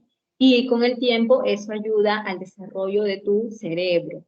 Y también la visión la vas a tener, ¿no? De una manera más amplia, mejorando, pues, ¿no? También este aspecto. Entonces, para los historiadores, toda la evolución humana comenzó en el preciso momento en que el hombre se puso en dos pies, ¿ok? Ahí empezó todo el largo proceso de nuestra evolución. Muy bien, chicos, ahí tenemos la imagen del Valle del Rift, que hoy en día comprende 3 países, Etiopía, Kenia y Tanzania.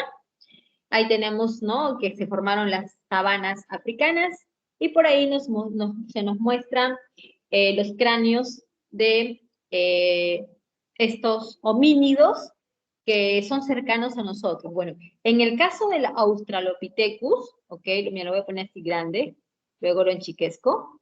El Australopithecus es homínido, pero no es antepasado nuestro en línea directa. No vayas a decirme, profesora, nosotros venimos de los Australopithecus. No, falso, no venimos de ellos, y mucho menos de los monos, ¿ya? Quien te ha dicho que viene de los monos, algo se ha tomado, ¿ok? Eso no es cierto. A ver, quiero que acá observes algo, para que no te estés confundiendo, ¿ah? Porque luego vas a decir, profesora, pero ¿cómo es eso de que primate y mamífero cómo? O sea, no entiendo, ¿no? Acá. Uy, salió muy chiquitito este. Ay, a ver, acá este. Uy, todos están chaparritos, a ver, uno más grande. ¿Por qué todos salen tan pequeños? ¿Por qué no hay uno grande que se pueda ver en grande? A ver, permítanme, ¿ya? Si no, a ver, vamos a entrar acá. Creo que ahí se puede ver un poquillo mejor. Ya. Igual tú lo puedes poner en tu navegador, cuadro taxonómico del ser humano, y a lo que vamos a llegar es a lo siguiente. Presta atención. Mira, nosotros los humanos pertenecemos al reino animal. Eso sí lo sabías, ¿verdad? Eso está papayita, eso es lo más fácil. ¿A qué tipo de, a qué filum, a qué división, a qué tipo pertenecemos? Pues nosotros somos vertebrados, ¿sí o no? ¿O acaso tú eres un invertebrado, como este es Kafka? Tú no eres un invertebrado, ¿sí o no? Tú eres un vertebrado. ¿A qué clase pertenecemos? Profesora, yo soy de clase alta. No, pues, tú perteneces, y yo también, a la clase de los mamíferos, ¿ok? Mamíferos. ¿A qué orden perteneces? Pertenecemos a la orden de los primates. Por eso es que los grandes simios también son nuestros familiares. Familiares, como si fueran nuestros primos. Que hay unos primos que no te caen muy bien, pero son tus primos, ¿ok? Los grandes simios. En cuanto a la familia, somos homínidos, igual que los Australopithecus, que también son homínidos, pues jóvenes, ellos también son homínidos, pero no son nuestros familiares en línea directa. ¿Sabes por qué? Porque nosotros somos de un género llamado Homo, y los Australopithecus son de un género llamado Australopithecus, ¿ok? Y en cuanto a la especie, nosotros tenemos antepasados que han sido de especie habilis, erectus, neandertal, y finalmente nosotros, que somos sapiens. En cuanto al Australopithecus, el Australopithecus ha tenido sus especies: Afarensis, Anamensis, Ramidius, Africanus, ¿no? Entonces, quiero que esta parte quede claro, ¿ok? El ser humano y los Australopithecus sí somos homínidos, pero hasta ahí nada más. porque en lo que sigue, en género, somos distintos, ¿ok? Ahora, primates con los Australopithecus también compartimos, también somos primates. ¿Y sabes con quién más compartimos esto? Con los grandes simios, porque los grandes simios también son primates, pero hasta ahí nada más. Los grandes simios ya no son homínidos, mucho menos homo ni nada de eso. Hasta ahí nada más llegamos con los grandes simios como el gorila o el orangután, ¿no? ¿Ok? Así que dejando esto ahí, ya hicimos la aclaración. Ahora sí vamos a continuar con, a ver qué sigue. Ya, sigue, jóvenes, hablar de los homínidos y lo vamos a hacer bastante rápido, ¿ya? Así que no te desconcentres. Tenemos a los Australopithecus, hemos dicho que ellos son de otro género, ¿ok? Género Australopithecus. Especies han tenido Afarensis, Anamensis, ¿no? Que son los más antiguos y los más representativos. Por ejemplo, Lucy. Lucy fue una Australopithecus de la especie Afarensis. ¿Por qué siempre se habla de Lucy, profesora? Porque ya me cae cuáquer, Lucy mucho, Lucy por acá, Lucy por allá. ¿Sabes por qué se habla mucho de ella?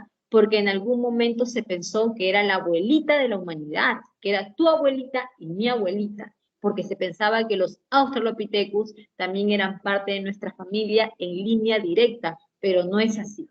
Profesora, ¿por qué no es así? Primero te voy a dar sus características, ¿ok?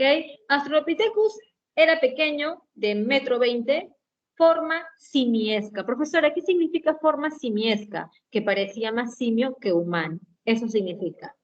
Ya presentaba dimorfismo sexual. ¿Qué significa eso, profesora? Dimorfismo sexual es la diferencia anatómica entre el macho y la hembra, que ellos ya lo presentaban. ¿Y por qué dice eso, profesora? Lo digo porque se parecían a nosotros.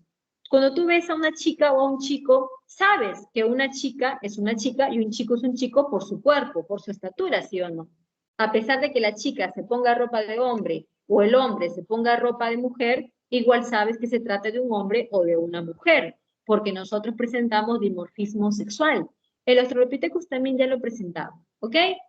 Tenían mucho prognatismo. El prognatismo es el ensanchamiento y deformación de la mandíbula por la ingesta de comida cruda, de comida dura, como raíces, como tallos, entre otros.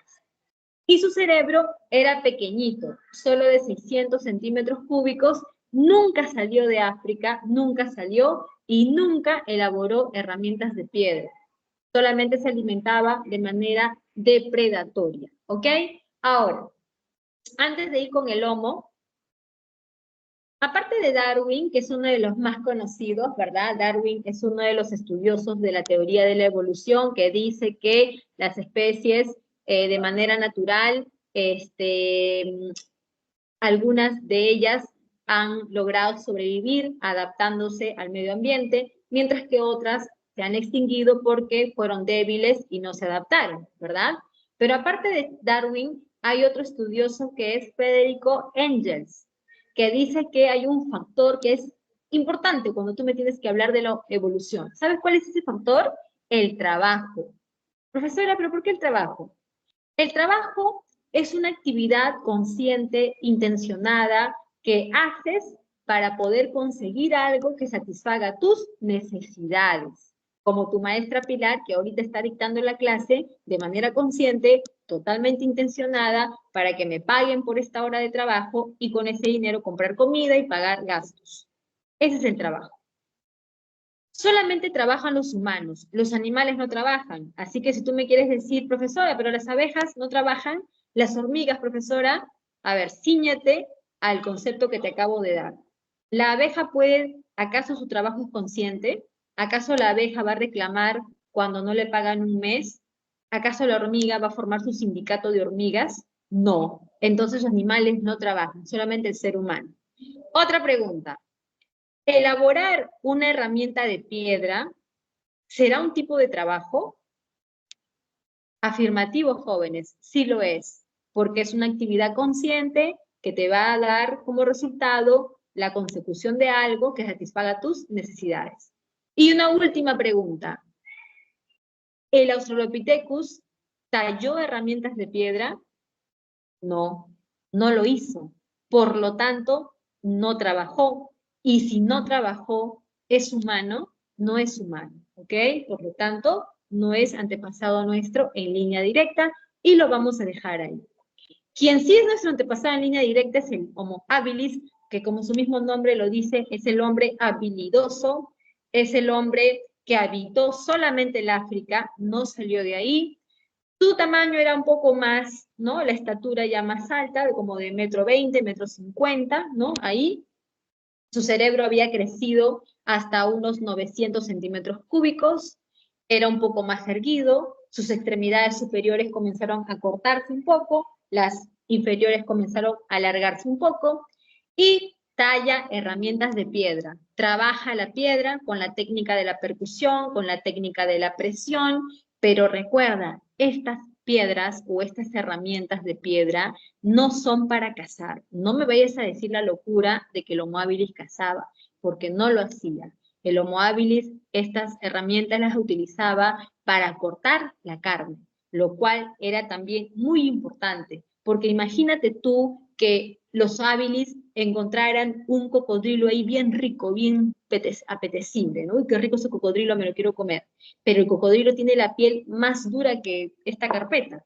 Entonces, para cortarla, las herramientas de piedra servían. Así que no caza, pero sus herramientas sí les sirven para cortar la carne. Así que, a ver, por acá está el Homo habilis. A ver, me pasé una. Acá, ¿ok? Ahora, vamos con el Homo erectus. Después vengo por esto del Paleolítico. Ya vamos a mencionar a los homos y después regreso acá. Dejemos al Homo habilis, que no salió de África, solamente se quedó ahí, y pudo fabricar herramientas de piedra. Faltó decir esto, ¿ok? Porque tenía el desarrollo del pulgar oponible, ¿ya? Eso fue lo que le permitió poder desarrollar las herramientas de piedra. El Homo erectus es una especie que de estatura tenía 1,70 m. ¿Y sabes por qué tuvo esa altura? Porque adoptó la forma erguida para andar. Él andaba totalmente erguida y de ahí viene su nombre. Profesora, ¿el andar erguido en qué le benefició? ¿Sabes en qué le va a beneficiar? Que al andar totalmente erguido, tus piernas se van a alargar y eso fue lo que le dio la mayor estatura. Además, al estar en posición erguida totalmente, su cerebro se pone en posición vertical con su cuerpo y tú ya sabes lo que eso, en qué ayuda, ¿verdad? Eso ayuda a irrigar mejor la sangre hacia el cerebro. Además, al estar en una posición erguida, entre el tronco y la cabeza se forma un espacio que se llama cuello. Y en este cuello comienzan a madurar los órganos que sirven para la fonación, ¿no? La laringe, la faringe. Y por eso es que el neandertal, que es la especie que viene después, ya puede hablar. Por este proceso que se inició con el erectus. Ahora, como el erectus es más alto y tiene piernas más largas, puede llegar a lugares más lejanos con menos gasto de energía, ¿verdad? Se cansa menos, requiere menos energía para alcanzar lugares más lejanos. Y gracias a ello pudo llegar hasta Europa y hasta Asia, porque el erectus salió de África. En Europa se ha encontrado al hombre de Heidelberg. En Asia se ha encontrado al hombre de Pekín y al hombre de Indonesia, y pues esto ayuda a corroborar lo que estamos diciendo, ¿no? Que el erectus pudo lograr esto gracias a su locomoción, ¿no? Que tenía la postura erguida y las piernas más desarrolladas. Y además conoció el fuego, ¿no? Jóvenes, ¿en qué ayuda a conocer el fuego? En que vas a cocinar tus alimentos, te vas a alumbrar, te vas a proteger de los animales y te vas a calentar. Cuando tú cocinas tus alimentos, dos cosas van a pasar. ¿Sabes cuáles son? Bueno, o hasta tres, ¿ok? La primera es que vas a comer más rico, pero eso no es importante, ¿ok? La segunda es que vas a masticar carne suave. Y al masticar carne suave, tu mandíbula va a comenzar a modificarse y a volverse suave, grácil, bonita, como tú la tienes, en forma de U. Va a ir poco a poco eliminándose el prognatismo. ¿ya? Eso se va a ir eliminando poco a poco gracias a la ingesta de carne cocida, y además esa carne cocida va a ser aprovechada mejor por tu organismo porque va a absorber mejor las proteínas y eso ayuda al desarrollo de tu cerebro. Dejamos al Erectus, vamos con el Neandertal. Chicos, aquí no termina la clase, por ahí vayan alguien diciéndome, ¿ya? Para poder calcular exactamente los minutos que tengo en cada cosa que voy a decir. Tenemos el Neandertal, que es aquel especie que surgió en Europa, ¿ya? En Alemania. El Neandertal es más chapadito, es así como que más apapachable, ¿ok? Más gordito. ¿Por qué, profesora? ¿Por qué el Neandertal estaba con unos kilitos de más? Porque le va a tocar vivir en una era, bueno, era no, sino en un periodo en el que hay un cambio de clima. De una etapa interglaciar vamos a pasar a una nueva etapa glacial conocida como una glaciación, llamada Würm en Europa, ¿ok? Aquí en América esa glaciación lo llamaron Wisconsin, pero en Europa lo llamaban o lo han llamado Würm. Entonces, como el hombre de Neandertal tuvo que adaptarse a este cambio de clima frío, ¿no? De bajas temperaturas, pues su cuerpo para adaptarse tuvo que almacenar tejido adiposo y eso explica por qué era un poco más gordito, ¿ok? En Neandertal, además de caminar erguido, además de conocer fuego, tallar piedras, ¿sabes qué más ahora ha logrado? El desarrollo de su capacidad craneal, que va a ser la misma que nosotros.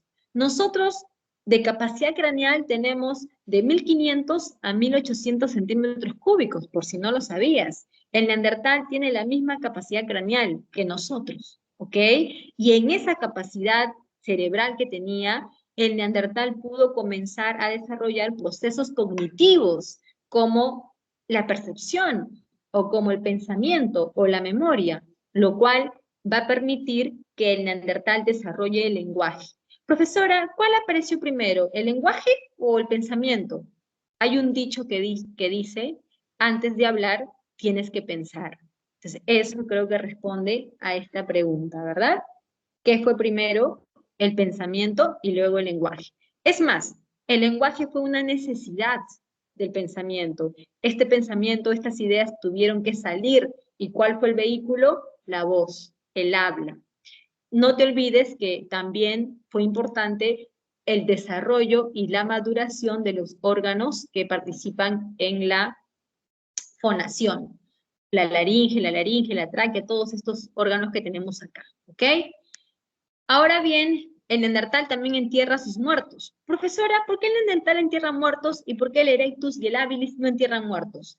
Cuando al Habilis se le moría su papá, su mamá, su hijo, su esposa, el Habilis lo miraba un ratito, decía, uy, se murió. Bueno, ya, sigamos, hay que buscar comida. Y se le olvidaba así, en un 2x3. Profesora, pero qué malo ese Homo habilis, qué poco corazón. No, jóvenes, no es poco corazón, sino que en ese cerebro tan pequeño, ¿tú crees que había memoria, había recuerdo? No lo había. Entonces lo olvidaba inmediatamente y su principal preocupación y su instinto era la búsqueda de comida. En cambio, el Neandertal, al tener memoria, él tiene recuerdo, llora por alguien que ha muerto. Esa persona que antes estaba viva y que se movía y que sonreía, ahora está inerte, ahora no se mueve. El neandertal piensa que esa persona va a volver a moverse, a tener esta vida. Por eso es que lo entierra, le pone objetos. ¿Por qué? Porque piensa, si va a vivir, va a necesitar comida, también ropa, así que le pongo esto. El ponerle esos objetos es una prueba tangible de que el neandertal pensaba que esa persona muerta iba a volver a vivir. Ya a eso se le llaman ideas mágico-religiosas. El sapiens, que somos nosotros, somos, chicos, alguien dígame la hora, por favor, necesito calcular cuánto tiempo vamos a demorar y calcular cada palabra que voy a decir. A ver, vayan viendo, aquí me pueden Falta 10 decir, minutos. 10 minutos. Ya creo que en 10 minutos yo hago maravillas, ¿ok? Ya está, es suficiente. Gracias. El sapiens somos nosotros, tenemos conocimientos que hemos logrado gracias a nuestra capacidad craneal, conocemos el fuego, caminamos erguidos, la estatura como el erectus, hablamos, todo eso, y además hemos creado arte. El arte tanto parietal como mobiliar. El parietal lo vamos a ver la siguiente clase cuando hablemos del Auricocha y Toquepala. Ahí vamos a tener más tiempo, ¿ok?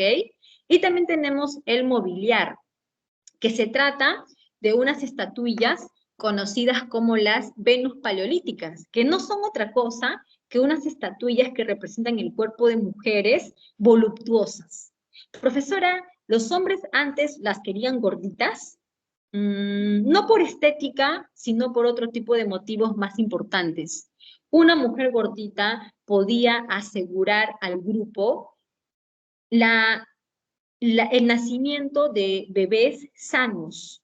Una mujer gordita tenía mayor probabilidad de parir hijos vivos, sanos, y de alimentarlos para que ese recién nacido sea fuerte, crezca y sea un integrante más del grupo. ¿Y por qué, profesora, tan importante es eso? Porque los grupos, las bandas, eran pequeños, no por elección, sino porque sus integrantes morían muy fácilmente debido a la falta de comida, debido al frío, enfermedades, animales depredadores, y la banda no crecía porque la esperanza de vida, como entenderás, era corta, así. Entonces, las mujeres eran las que tenían este don de traer a los nuevos integrantes con vida. Por eso, ups, tengo una llamada, chicos, la he cortado porque, bueno, ya lo llamaré más ratito cuando, bueno, ya. Les decía que el sapiens, ¿no? O el hombre, las bandas son pequeñas no por elección, sino porque morían sus integrantes, entonces ellos van a tener le van a dar a la mujer esta importancia. Si te preguntas, profesora, ¿antes era matriarcado o patriarcado?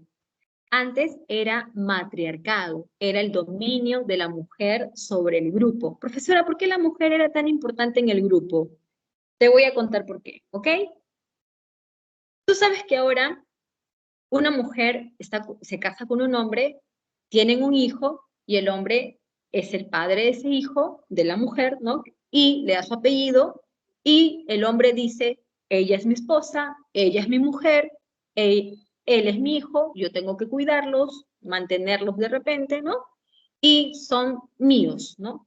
Mi familia, como de mi propiedad, ¿no? Ese machismo de la sociedad que no se rompe, más o menos encierra esta idea. Pero en aquel entonces, en el Paleolítico, la mujer, al tener un hijo, ese hijo no se sabía quién era el papá. ¿Por qué, profesora? Porque la mujer se apareaba con todos los machos del grupo.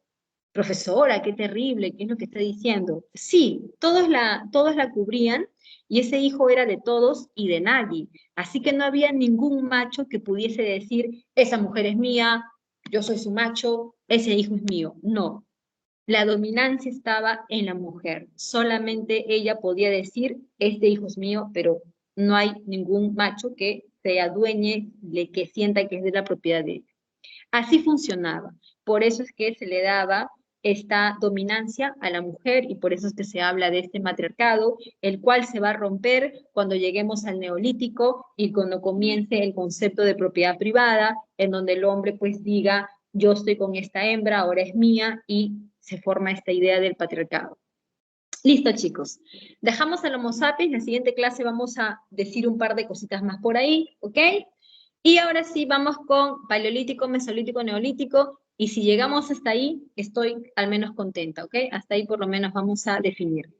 A ver, tenemos al paleolítico, mesolítico y neolítico, que son tres periodos que corresponden a la edad de piedra, que se le llama edad de piedra porque se usó la piedra como tecnología para fabricar las herramientas para buscar la subsistencia.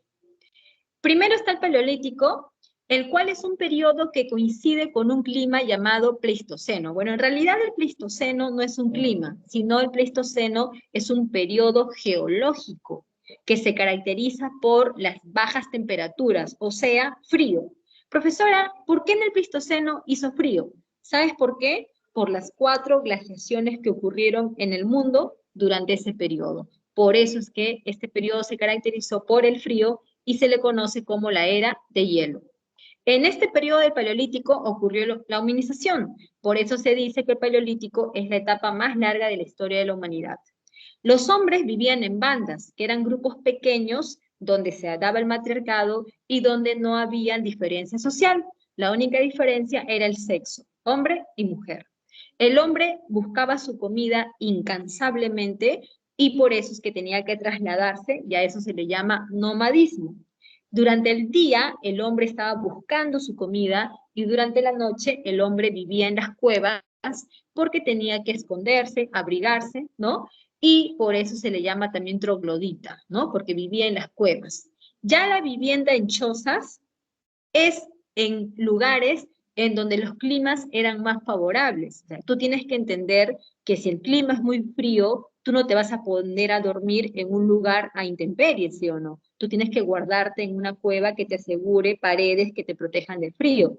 Pero si el clima comienza a cambiar y se hace más cálido, tú ya te puedes establecer en chozas al aire libre, ¿no? Eso tomando en cuenta siempre el clima.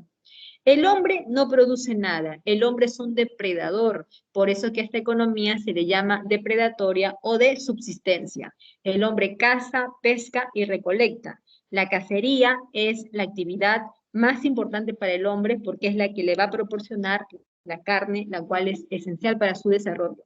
Y el hombre fabrica herramientas de piedra, las cuales van mejorando según en qué etapa te encuentres. Por ejemplo, las herramientas del Paleolítico inferior, como las del Habilis o el Erectus, son herramientas talladas, rudimentarias. En cambio, las herramientas del Paleolítico superior, que son del Homo sapiens, son herramientas mejor hechas, que tienen mayor potencial, como el arco y la flecha, por ejemplo, con los cuales vas a cazar animales grandes, ¿ok? El sapiens hace cacería de animales grandes, a eso se llama caza mayor. El Mesolítico es una etapa de transición en donde el clima comienza a cambiar. Del frío del Pleistoceno pasamos al calor del Holoceno. Cuando cambia el clima, también cambia la flora y la fauna. Es aquí donde comienzan a extinguirse la megafauna, ¿no? Estos grandes animales prehistóricos, y también comienza a desaparecer la flora. Ante esto, el hombre comienza a tener una crisis, ¿no? Porque ¿de qué el hombre se va a alimentar? Porque recuerda que el hombre es un depredador. Entonces, ante esto, el hombre comienza a fabricar sus alimentos. Profesora, ¿cómo? Mediante la agricultura y la ganadería. Pero la agricultura y la ganadería todavía se va a desarrollar en el Neolítico. Entonces, en el Mesolítico, ¿qué hay? En el Mesolítico lo que vas a encontrar es horticultura y domesticación de animales. No es agricultura y no es ganadería, porque no es lo mismo. Ahora, para que el hombre pueda desarrollar la horticultura, el hombre tiene dos cosas que necesita. Número uno, los rayos del sol, que ahora con el Holoceno lo va a obtener, porque recuerda que el Holoceno es la llegada del calor. Y número dos, la presencia de ríos, y también los tiene, porque recuerda que ahora que el Holoceno ha llegado, los glaciares se han comenzado a derretir con el calor, y esos glaciares al derretirse han formado los ríos, y cerca a los ríos, en los valles, es donde el hombre va a cultivar sus alimentos. Al principio el hombre cultiva en pequeños lugares porque el hombre está experimentando. Por eso es que se llama horticultura. Y la domesticación de animales, que te lo voy a contar con más precisión en la siguiente clase cuando hablemos de telar machay, la domesticación es lo que va a conllevar a la ganadería. Acá el hombre se organiza en clanes, que son grupos más grandes, ¿no? Donde hay la idea del tótem, que es una idea mágico-religiosa, en donde el grupo le atribuye su origen a un ser divino, que puede ser una planta, un animal o una persona, y acá el hombre se vuelve semi-sedentario, porque el hombre ya no va a estar siempre andando, sino que ahora se va a establecer en lugares de manera más permanente. Chicos, finalmente aquí nos vamos a quedar. Ya en los metales ya no nos vamos a poder, pero un minuto acá nos quedamos. En el Neolítico hay una revolución porque el hombre ya ahora se vuelve productor de su alimento con la agricultura, con la ganadería. El hombre ahora va a lograr organizarse en grupos más grandes que se llaman tribus y acá se vuelve totalmente sedentario. Lo que va a ocurrir acá es que la agricultura y la ganadería van a dar origen al concepto de propiedad privada y eso tiene que ver con la formación de los excedentes. Cuando hay excedente, que es aquello que te sobra y tú te lo guardas, eso es tuyo. Por lo tanto, aparece la propiedad privada, aparecen las clases sociales y posteriormente aparecerá el concepto de Estado, ¿verdad? Entonces ya cambia la configuración de la sociedad. Acá también se desarrolla la famosa arquitectura megalítica, y hasta acá nos vamos a quedar jóvenes. Les pido disculpas que no hemos acabado todo el temario, de verdad que es mi culpa y mi gran culpa por hoy. La siguiente clase les prometo que sí la acabamos, ¿ok?